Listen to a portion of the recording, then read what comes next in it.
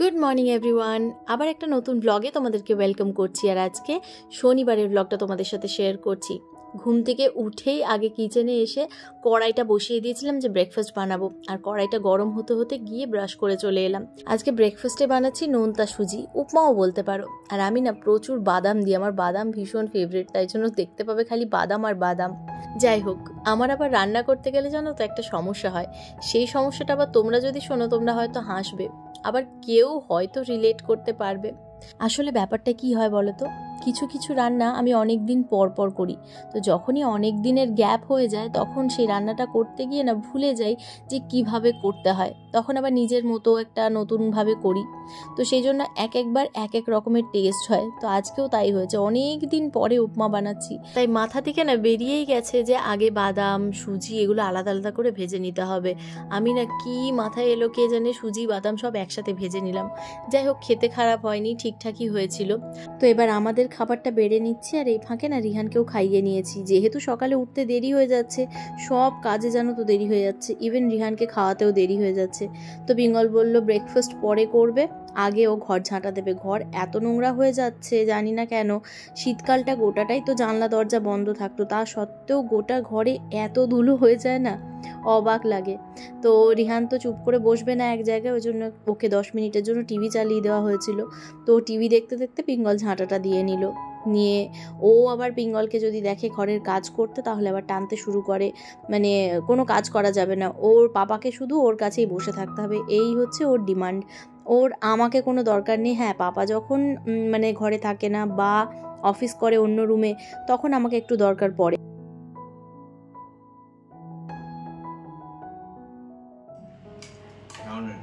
ভালো আছে, নুন মিষ্টি একদম ঠিক আছে। আমি অনেকগুলো ভুল করেছিলাম, ওই জন্য জিজ্ঞেস করছি। বাবা বাবা একজন খেতে এসছে, বাবা ম্যাগি নয়, ম্যাগি নয় তো চলে গেল। 4 wheel, 1 wheel, 2 wheel, 3 wheel, 4 wheel. 1, 2. আসো, চলে আসো।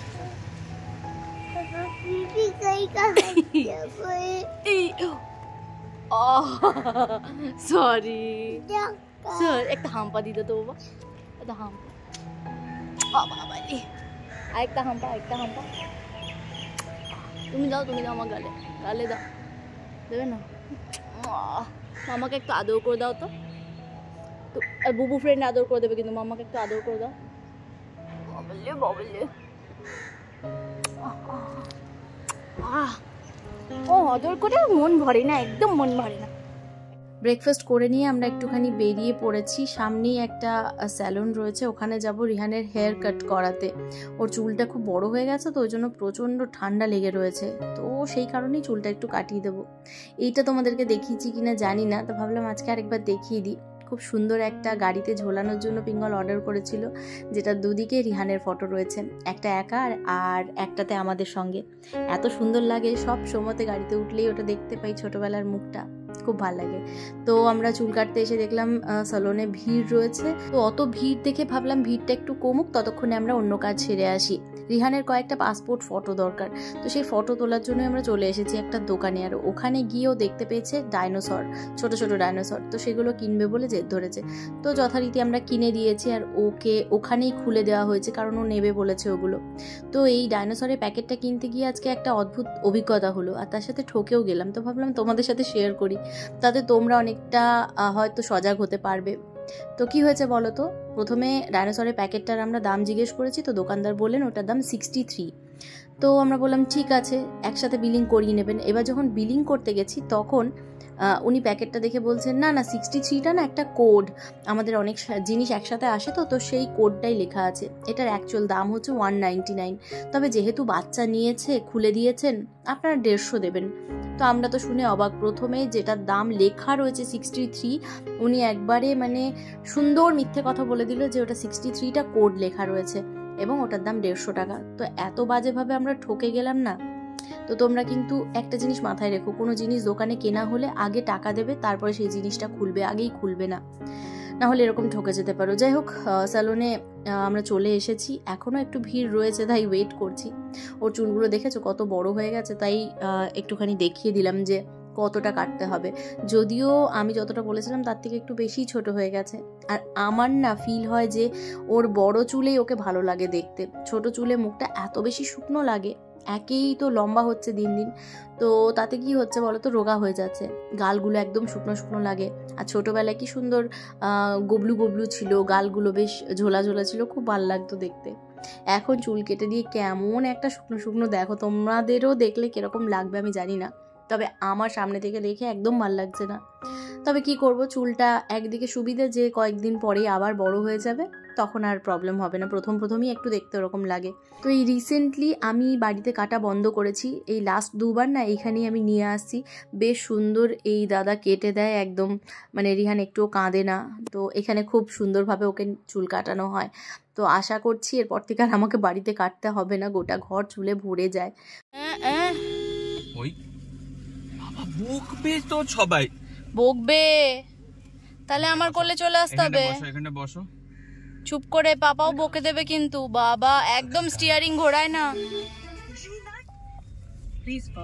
তুমি তুমি তুমি খুব কিছু করো না এখন, দাঁড়াও রাস্তায় আবার ওই দিকটাতে। ওরে বাবা, ও জোর জবরদস্তি কোথা থেকে ফেরার সময়। বেরো প্লিজ, বসবেই ও। তুমি এই দিকটাতে কেন হাত দিচ্ছ তুমি? আর ওইদিকে এমন ঘুরে যাচ্ছে ও, একটু আগে না মানে বিল্ডিং এর খাম্বাগুলোতে গিয়ে এক্ষুনি মারতো। মানে ও এমন ঘুরে যাচ্ছে ওদিকে, কি ডেঞ্জারাস ভাবতে পারছো। আর ও ওইখানে বসবেই আর নিজের মতো করে যেদিকে খুশি নিজে ঘুরবে, স্টিয়ারিং ঘুরিয়ে দেবে। আর একটুর জন্য বেঁচে গেলাম, ঠুকতেই তুমি তো আর ইচ্ছে করে করো না। ও এমন ওই দিকটাতে ঘুরে গেছে, ও স্টিয়ারিং ঘুরাতে পারছে না, গাড়ি ঘুরাতে পারছে না।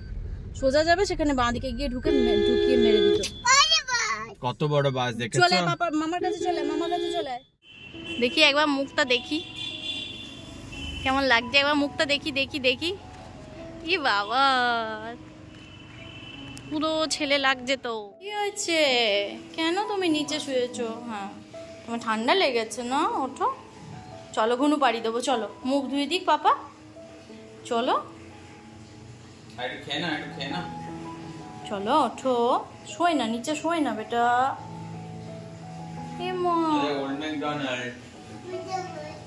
ওঠো বাবা।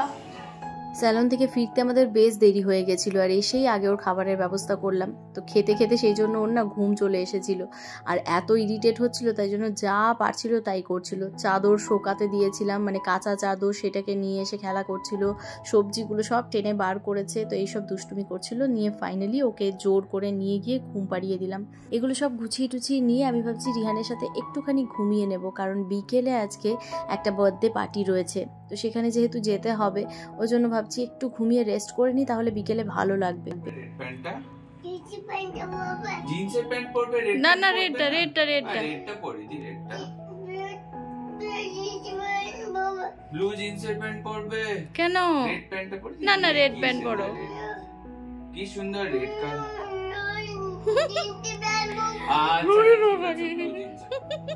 বসো জিন্সের প্যান্ট পরবে।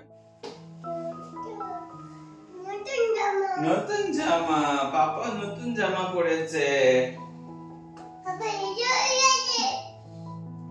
পাপা রেডি হয়ে গেছে। বেটো আমাকে কেমন লাগছে? বেটো মামাকে কেমন লাগছে? কেমন লাগছে? কতবার এসে হঠাৎ করে আমাকে বলছে কি সুন্দর লাগছে। আমি তো শুনে অবাক, কোত্থেকে শিখলো এটা, কি সুন্দর লাগছে। তখন আমি জিজ্ঞেস করছি যে কাকে সুন্দর লাগছে, তখন আর বলতে পারছি না, জানে না তো সুন্দর লাগছে এটা কি করে বুঝেছে। আমি অবাক হয়ে গেলাম, কি সুন্দর লাগছে। ঘরটা কি করে রেখেছে, কানে কাকা যাবে, কি সুন্দর লাগছে, পুরো হিরো লাগছে।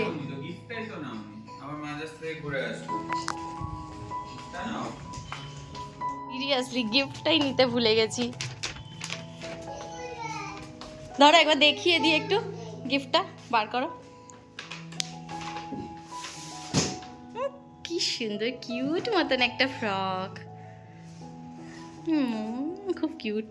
ও যদি মেয়ে হতো ওকে পরাতে পারতাম। ঢুকি দাও। গিফট প্যাক আর করা হলো না। না না নিচে গুনো করে না। চলো। আমাদের পিকনিকের যে ভ্লগটা শেয়ার করেছিলাম সেই ভ্লগটাতে তোমাদেরকে কুসুমকে দেখিয়েছিলাম, মনে আছে? সেই কুসুমেরই মেয়ে মাহির ফার্স্ট বার্থডে আজকে, তো সেই জন্যই এই পার্টিটা ছিল আর প্রচুর খাওয়া দাওয়ার আয়োজন ছিল। তো খাবার দেখে তো আমি এমনিতেই খুশি হয়ে যাই, তো গিয়ে আগে আমি খাওয়ার দিকে হামলে পড়ি। আমি ব্লগ কি শ্যুট করব, ওই খেতে খেতেই কোনো রকমে একটুখানি শ্যুট করেছিলাম। আমি তো পুরো খেতে ব্যস্ত আর ওদিকে পূজা আমার জন্য ভিডিও শ্যুট করে দিচ্ছিল। কত ভালো বলো তো, এরকম বন্ধু থাকলে লাইফে আর কি চাই। মানে আমি নিজের এনজয় করছি, খাচ্ছি যাচ্ছি, আর পূজা আমার জন্য ভিডিও শ্যুট করে দিচ্ছে।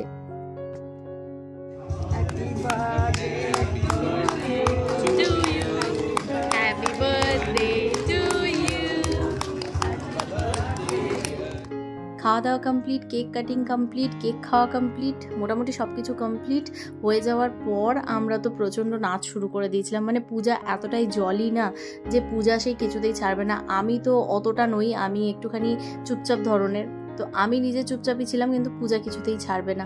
পূজা ডান্স করবে, পূজার সাথে আমাকেও ডান্স করতে হবে। তো আমরা সবাই মিলে প্রচুর ডান্স করলাম, এনজয় করলাম। দেন রাতের খাবার আমি খুব একটা খেতে পারিনি, ওরা সবাই মানে পূজা, পিঙ্গল এরা সবাই অল্প অল্প একটুখানি যেরকম পেরেছিল খেয়েছিল। বাচ্চাগুলো প্রচণ্ড এনজয় করেছে। এমনিতেই তো রিহানের ফ্রেন্ড রয়েছে ওখানে, তো রিহান প্রচণ্ড খুশি ছিল আর রিহানকে খাইয়ে দাইয়ে এনেছিলাম, তো পেটও ভর্তি ছিল, তো সেই জন্য না এনজয়মেন্টটা ওর ডাবল হয়ে গেছিলো।